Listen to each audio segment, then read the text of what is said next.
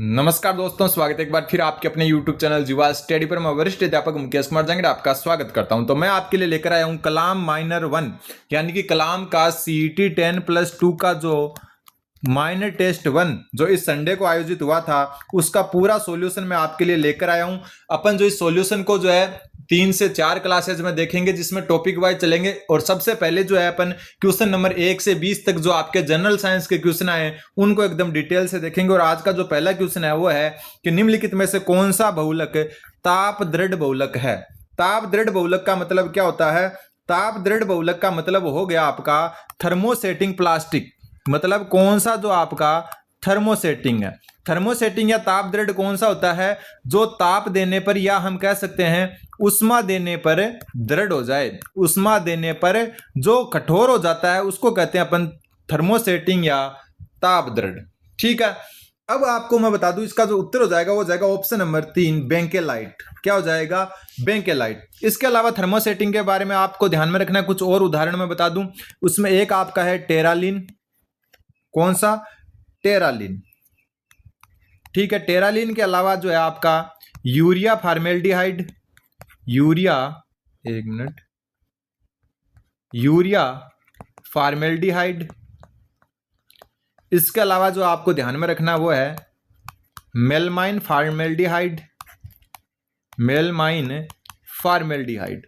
ये सारे के सारे आपके क्या हैं? थर्मोसेटिंग या ताप दृढ़ हैं। इनको ताप देने पर या उष्मा देने पर क्या होते हैं? ये और कठोर हो जाते हैं। फिर आपका एक आता है थर्मोप्लास्टिक। कौन सा?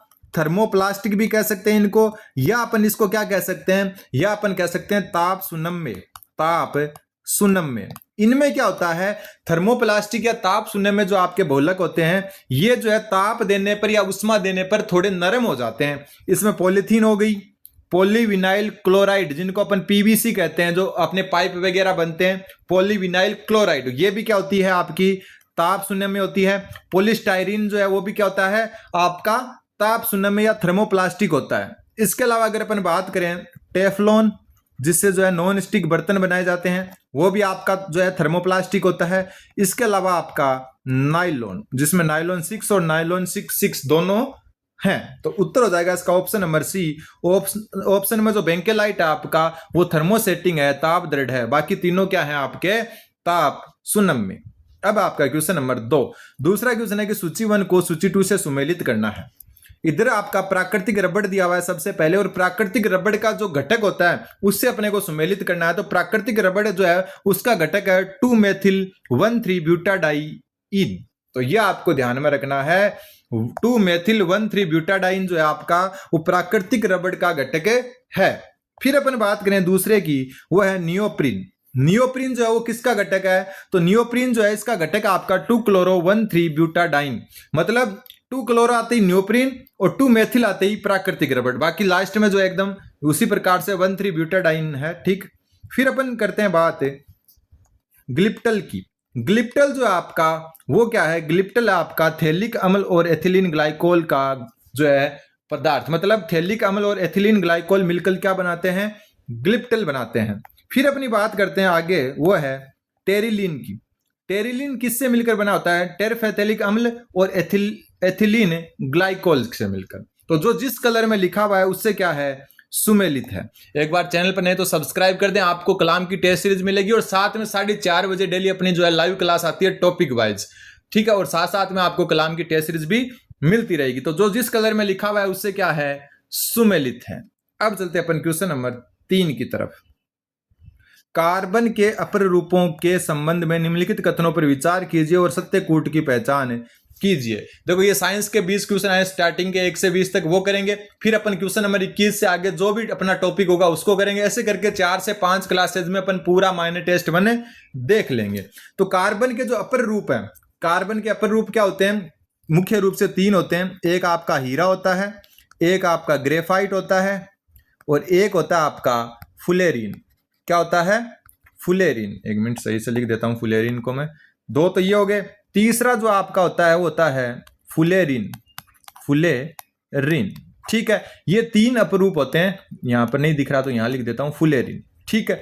अब इन 3 अपरूपों के बारे में कुछ कथन दिए हुए हैं, उनमें से सत्य बताना है। सबसे पहले, संकलन तथा पी पाई बंध निर्माण के कारण कार्बन विभिन्न अपर रूप दर्शाता है। बिल्कुल सही बात है कि पाई बंध जो है उनके निर्माण के कारण कार्बन अपर रूप दर्शाता है, ये बात बिल्कुल सही है। फिर हीरे में कार्बन कार्बन के मध्य बंध की दूरी 1.54 एंगस्ट्रॉम होती है, बिल्कुल सही है। और यहां से कई बार जनरल साइंस में क्वेश्चन आ चुका है। तो कार्बन कार्बन जो है उनके बीच की जो बंध की दूरी है वो 1.54 एंगस्ट्रॉम होती है, किसमें? हीरे में। बात करें ग्रेफाइट में, तो ग्रेफाइट में जो है आपका जो कार्बन कार्बन बंध है उसके बीच की दूरी की बात करें तो ये होती है 1.42 एंगस्ट्रॉम। कितनी? 1.42 एंगस्ट्रॉम। तो यह बात भी क्या आपकी बिल्कुल सही है। फिर ग्रेफाइट के षटकोणीय वलय में प्रत्येक कार्बन परमाणु sp3 संकरित होता है, तो यह आपका गलत है।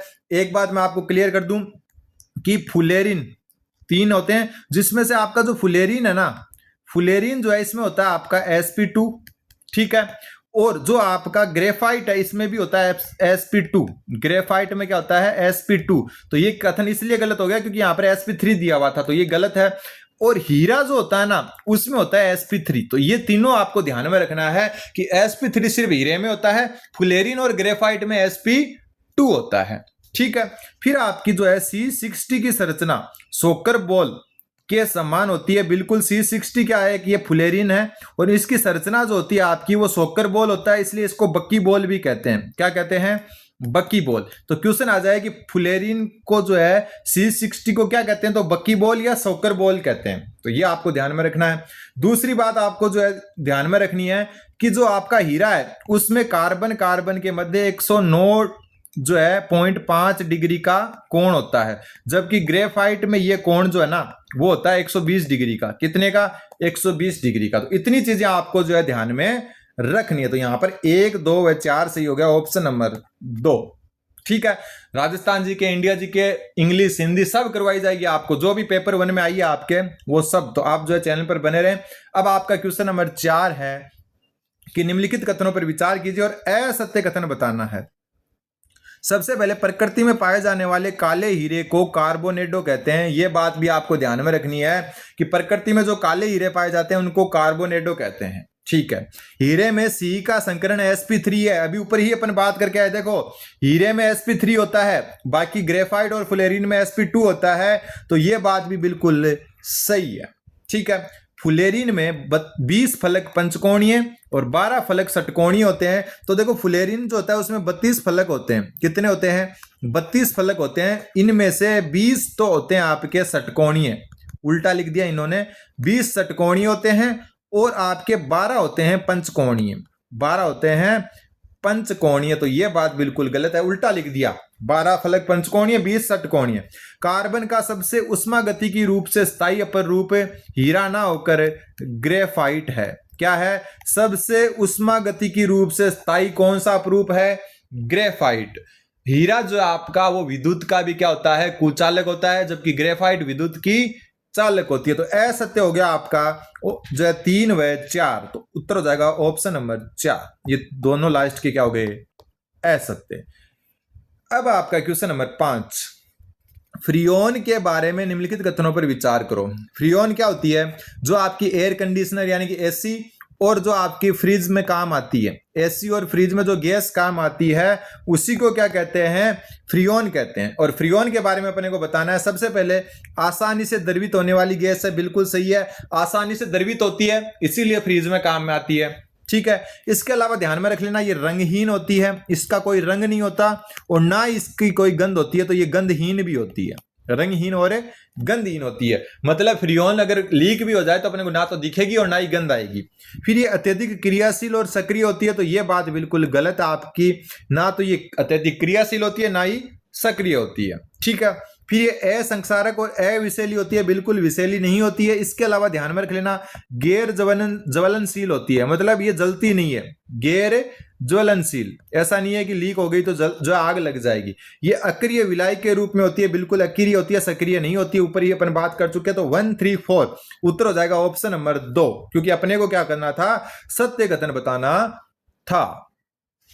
अब चलते हैं आगे क्वेश्चन नंबर 6 की तरफ। साबुन का सफाई करने का गुण किस कारण होता है? साबुन का सफाई करने का गुण जो है वो किस कारण होता है? तो मिसेल बनने के कारण होता है। ऑप्शन 2 उत्तर हो जाएगा। अब ध्यान में रख लेना, 2 प्रकार के साबुन होते हैं। एक आपका होता है कठोर साबुन। कठोर साबुन में क्या होता है? सोडियम लवण होता है। क्या होता है? सोडियम लवण, यानी कि जो सोडियम लवण से बनते हैं वो कठोर साबुन होते हैं। जो एक होते हैं मृदु साबुन, मतलब जो है सॉफ्ट टाइप से, और मृदु साबुन जो होते हैं आपके उनमें पोटेशियम लवण होता है। क्या होता है? एक मिनट। मृदु जो साबुन होती है आपकी, इनमें होता है आपका पोटेशियम लवण।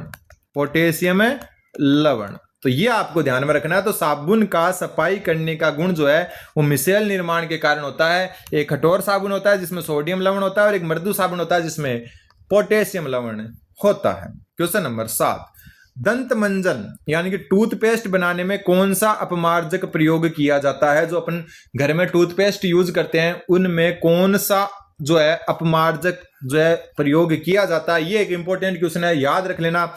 सोडियम लोरिल सल्फेट, ऑप्शन नंबर 2 इसका उत्तर हो जाएगा। टूथपेस्ट या दंत मंजन में सोडियम लोरिल सल्फेट होता है। ठीक है, अब चलते हैं आगे क्वेश्चन नंबर 8 की तरफ। निम्नलिखित में से कौन सी गैस सीएनजी में उपयोग होती है? सीएनजी जो है, सीएनजी क्या होती है? Compressed natural gas. हिंदी में अगर अपन बात करें तो संपीड़ित प्राकृतिक गैस। संपीड़ित प्राकृतिक गैस होती है ये।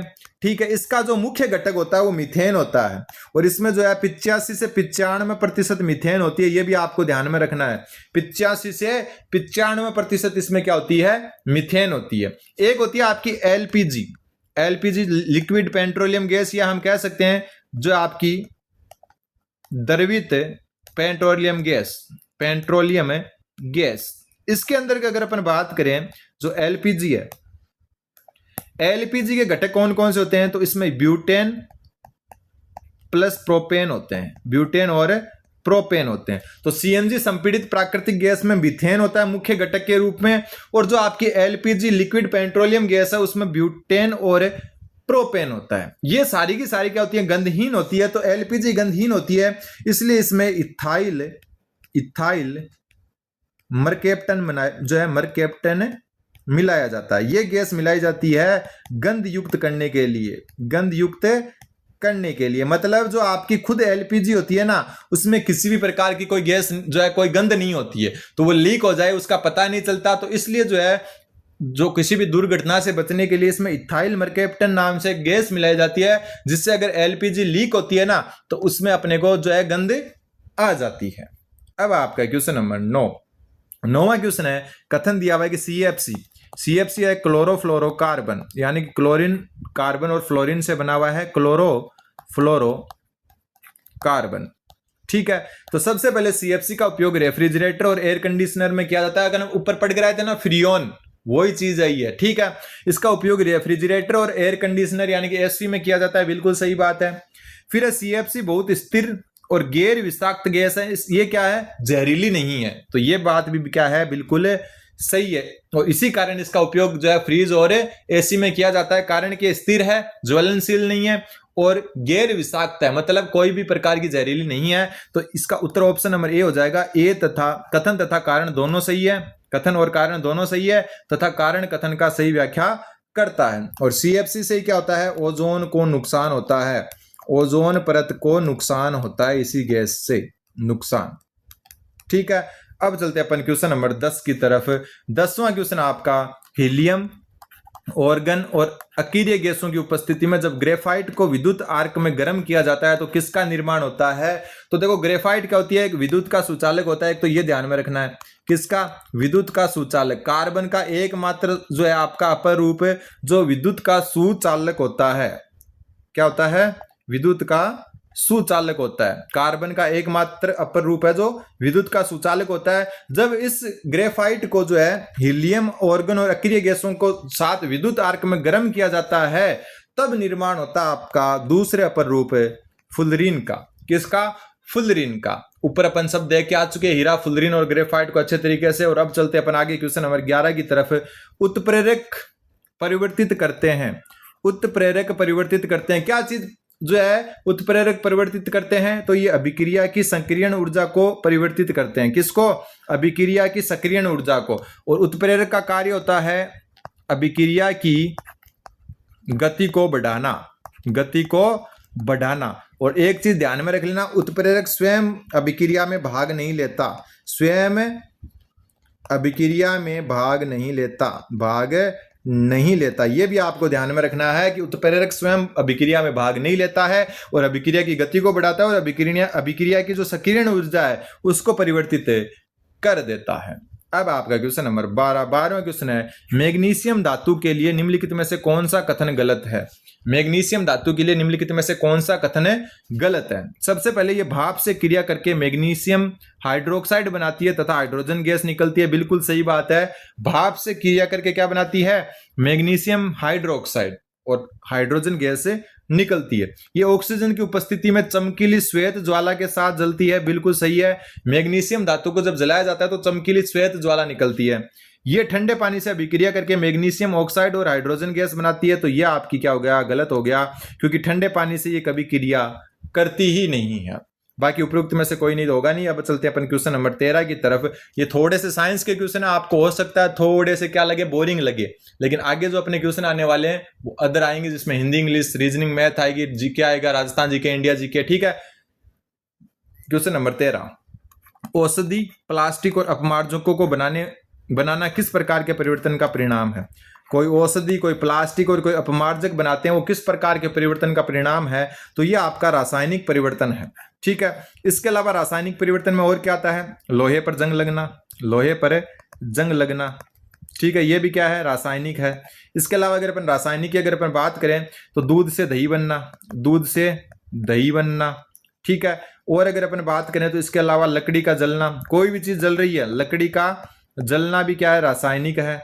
ठीक है, और एक अपन बात करें जब कटे सेव पर लाल रंग होना, लाल रंग का हो जाना। ठीक है, और जो आपकी सब्जियां हैं उनका सड़ना, सब्जियों का सड़ना भी जो है, सब्जियों का सड़ना, साग सब्जियों का सड़ना भी क्या है? आपका रासायनिक परिवर्तन है। तो रासायनिक परिवर्तन में अपमार्जक, प्लास्टिक और औषधि का बनना, लोहे पर जंग लगना, दूध से दही बनना, लकड़ी का जलना, कटे सेव पर लाल रंग होना, मतलब सेव काट के छोड़ देते हैं लाल रंग का हो जाता है, और सब्जियों का सड़ना। भौतिक परिवर्तन में बात करें तो इसमें वाष्पन यानी कि कोई चीज वाष्प बन जाती है, उद्रपातन यानी कि ठोस से डायरेक्ट गैस बन जाती है वो, संघनन यानी कि जो है कोई चीज जो है संघनन यानी कि वापस जो है क्या हो जाती है? जमा हो जाती है। ठीक है, फिर अपन बात करें कोई भी चीज का पिघलना, वो भी क्या है? भौतिक परिवर्तन है। इसके अलावा ये ध्यान में रख लेना, लोहे का चुंबक में बदलना, लोहे का चुंबक में बदलना, ये भी क्या है? भौतिक परिवर्तन है। और लोहे का जंग लगना क्या? लोहे पर वो रासायनिक है, लेकिन लोहे का चुंबक में बदलना भौतिक है। ये आपको ध्यान में रखना है। लकड़ी को काटना, लकड़ी को काटना, जब लकड़ी को काटते हैं वो तो है आपका कौन सा? भौतिक, और लकड़ी का जलना क्या है? रासायनिक।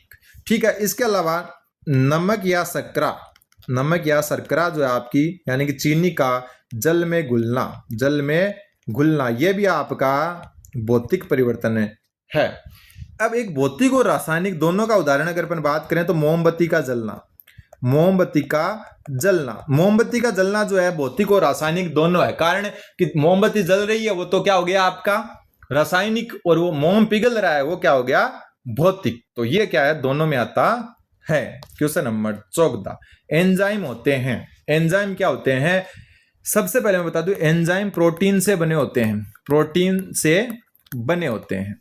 ठीक है, दूसरी बात ये जैव उत्प्रेरक होते हैं। जिस प्रकार से उत्प्रेरक अभिक्रिया को बढ़ा देते हैं वैसे ही जो है ये आपके मानव शरीर की क्रियाओं को बढ़ा देते हैं।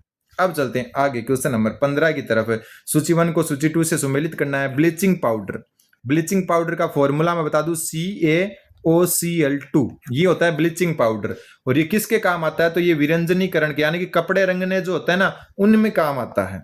ठीक है, फिर बात करें बेकिंग सोडा की। बेकिंग सोडा का फॉर्मूला होता है आपका NaHCO3, और बेकिंग सोडा जो है आपका किसके रूप में काम आता है? एंटासिड के रूप में, एंटा एसिड के रूप में। फिर आपका वॉशिंग सोडा, वॉशिंग सोडा का फॉर्मूला आपका Na2CO3.10H2O, ये किसका है? वॉशिंग सोडा का है। और वॉशिंग सोडा जो काम में आता है ध्यान में रख लेना, कांच बनाने में, कांच उद्योग में कौन सा? वॉशिंग सोडा काम में आता है। फिर सोडियम क्लोराइड जिसको अपन NaCl कहते हैं, और ये हाइड्रोजन और क्लोराइड के उत्पादन में काम आता है। तो जो जिस कलर में लिखा हुआ है उससे ही क्या है? सुमेलित है। ब्लीचिंग पाउडर का फॉर्मूला है CaOCl2, ये विरंजनीकरण में काम आता है। बेकिंग सोडा जिसका फॉर्मूला है NaHCO3 जो आपका एंटासिड के रूप में काम आता है। वॉशिंग सोडा जिसका फॉर्मूला है Na2CO3.10H2O जो कांच बनाने में काम में आता है। और सोडियम क्लोराइड हाइड्रोजन और क्लोराइड के उत्पादन में काम आता है। अब आपका क्वेश्चन नंबर 16वां क्वेश्चन आपका, निम्नलिखित में से असत्य कथन बताना है। सबसे पहले सल्फाइड अयस्कों से धातु निष्कर्षण में बर्जन का उपयोग किया जाता है। ये ध्यान में रखना है कि जो सल्फाइड अयस्क होते हैं ना, उनसे अगर अपन धातु को निकालते हैं, निष्कर्षण करते हैं, तो बर्जन का उपयोग किया जाता है उसमें। किसका? बर्जन का। ठीक है। फिर सिल्वर की वस्तुओं को काली होने का कारण उन पर सिल्वर सल्फाइड का बनना है। ये एक अलग से याद रख लेना। जो आपके चांदी, सिल्वर मतलब हो गया चांदी, जो चांदी की वस्तु होती है ना आपकी, वो काली काली हो जाती है, उसका कारण क्या होता है? सिल्वर सल्फाइड होता है। ठीक है। मिश्र धातु दो या दो से अधिक धातुओं का सममांगी है, विषमांगी नहीं। कौन सा? सममांगी मिश्रण है। तो ये हो गया असत्य। ठीक है। बाकी सीसा और टिन की मिश्र धातु सोल्डर है जिसका उपयोग विद्युत तारों की परस्पर वेल्डिंग में किया जाता है। बिल्कुल सही बात है, सीसा और टिन मिलकर सोल्डर बनाते हैं। ठीक है। एक आपको ध्यान में रखना, जर्मन सिल्वर, जर्मन सिल्वर, नाम जर्मन सिल्वर है, नाम जर्मन सिल्वर है, लेकिन इसमें सिल्वर है ही नहीं, इसमें कॉपर यानी कि तांबा प्लस जस्ता यानी कि जिंक और निकल है। नाम है जर्मन सिल्वर लेकिन इसमें सिल्वर नहीं है, इसमें तांबा जस्ता और कौन है? निकल है। क्वेश्चन नंबर 17, विचार करो, लोहे पर जंग लगना एक रासायनिक परिवर्तन है। अभी ऊपर बात करके आए, बिल्कुल सही है। लवण जल जो है, लवणीय जल जो है आपका, खारा पानी, वो जंग लगने की दर को बढ़ा देता है। ये बात भी बिल्कुल सही है। खारा पानी जो होता है ना, वो जंग लगने की दर को बढ़ा देता है। फिर क्रिस्टलीकरण और श्वसन रासायनिक परिवर्तन के उदाहरण है, तो ये आपका गलत है। श्वसन आपका रासायनिक परिवर्तन है, ये बिल्कुल सही है, लेकिन क्रिस्टलीकरण जो आपका, ये क्या है? भौतिक परिवर्तन है। ये क्या है? भौतिक परिवर्तन है। श्वसन, सांस लेना क्या है? रासायनिक, लेकिन क्रिस्टलीकरण क्या है? भौतिक। तो इसमें 1 व 2 सही है। तो उपरोक्त कथनों में से कौन से सही है? तो 1 व 2 सही है। अब चलते हैं आगे क्वेश्चन नंबर 18 की तरफ। निम्नलिखित कथनों में सत्य कथनों के समूह का चयन करना है। 5 से 8% एसिटिक अम्ल के जलीय विलयन को सिरका कहते हैं। बिल्कुल सही बात है। सिरका किसको कहते हैं? कि 5 से 8% एसिटिक अम्ल के जलीय विलयन को, मतलब 100 अगर अपन ml जल लेते हैं, उसमें से जो है 5 से 8% उसके अंदर एसिटिक अम्ल मिला देते हैं तो सिरका बन जाता है। फिर वसा के जल अपघटन से ग्लिसरॉल और कार्बोक्सिल अम्ल प्राप्त होते हैं। बिल्कुल सही है। वसा का जो जल अपघटन होता है उससे ग्लिसरॉल और कार्बोक्सिलिक अम्ल जो है वो प्राप्त होते हैं। फिर टेफ्थोल का उपयोग विलाई के रूप में किया जाता है, तो ये बिल्कुल गलत है। टेफ्थोल का उपयोग किया जाता है नॉन स्टिक बर्तन बनाने में। नॉन स्टिक बर्तन, नॉन स्टिक का मतलब जो टूटते नहीं आसानी से, प्लास्टिक होती है ना वो, तो ये गलत हो गया। फिर CaOCl2 वॉशिंग पाउडर का रासायनिक सूत्र है, तो अभी ऊपर ही अपन बात करके आए, ये किसका है? ब्लीचिंग पाउडर का। किसका है? ब्लीचिंग पाउडर का। तो ये भी क्या हो गया? गलत हो गया। तो 3 व 4 गलत है और 1 व 2 सही है। क्वेश्चन नंबर 19वां क्वेश्चन है आपको कि निम्नलिखित में से कौन सी अभिक्रिया अपचय यानी रेडॉक्स अभिक्रिया का उदाहरण नहीं है। रेडॉक्स अभिक्रिया वो होती है जिसमें अपचयन व ऑक्सीकरण, अपचयन व ऑक्सीकरण एक साथ हो, अपचयन व ऑक्सीकरण एक साथ हो, उसको कहते हैं रेडॉक्स अभिक्रिया। और इसमें ऑप्शन नंबर 4 हो जाएगा क्योंकि ये प्रतिस्थापन अभिक्रिया है। क्या है? प्रतिस्थापन अभिक्रिया, प्रतिस्थापन अभिक्रिया। और आज का लास्ट क्वेश्चन आपका क्वेश्चन नंबर 20 और सबसे अच्छा क्वेश्चन है आपका कि इधर प्राकृतिक स्रोत है, इधर अम्ल है, इनको सुमेलित करना है। इमली, इमली में कौन सा अम्ल पाया जाता है? टार्ट्रिक अम्ल पाया जाता है। इसके अलावा ये अंगूर में पाया जाता है और कच्चे आम यानी जिसको अपन केरी कहते हैं उनमें पाया जाता है। कच्चे आम, अंगूर और इमली में। फिर अपन बात करते हैं टमाटर की। टमाटर में आपका ऑक्जेलिक अम्ल पाया जाता है। इसके अलावा ऑक्जेलिक अम्ल पाया जाता है पक्के आम में। किसमें? पक्के आम में। ठीक है। फिर अपन बात करते हैं नींबू की। नींबू में पाया जाता है सीट्रिक अम्ल, सामने ही दिया हुआ है सीट्रिक अम्ल। इसके अलावा ये संतरा जो होता है उसमें पाया जाता है। ठीक है। फिर अपन बात करते हैं चिंटी का डंक, और चिंटी के डंक में आपका मेथेनोइक अम्ल पाया जाता है। जो जिस कलर से लिखा हुआ है उससे क्या है, सुमेलित है। जो जिस कलर से लिखा हुआ है उससे सुमेलित है। ऑप्शन नंबर 2 उत्तर हो जाएगा इसका। बाकी एक आपका होता है मेलिक अम्ल। कौन सा, मेलिक अम्ल। और मेलिक अम्ल आपका केला व सेव में पाया जाता है, केला व सेव में। ठीक है। एक आपका होता है कौन सा, एस्कॉर्बिक अम्ल, एस्कॉर्बिक अम्ल। और एस्कॉर्बिक अम्ल आपका आंवला और अमरूद में पाया जाता है, आंवला व अमरूद। तो ये आपके जो है जनरल साइंस के 20 क्वेश्चन जो आए थे आपके किसमें, कलाम माइनर 1 10+2 सीईटी में। अब आगे के क्वेश्चन देखो, आप देख सकते हो किसके शुरू हो रहे हैं, रीजनिंग के। तो वो अपन अगली क्लास में देखेंगे। तब तक आप चैनल को सब्सक्राइब कर दो। डेली जो है 4:30 बजे अपनी लाइव क्लास आती है। धन्यवाद। बने रहिए जीवा स्टडी के साथ। धन्यवाद।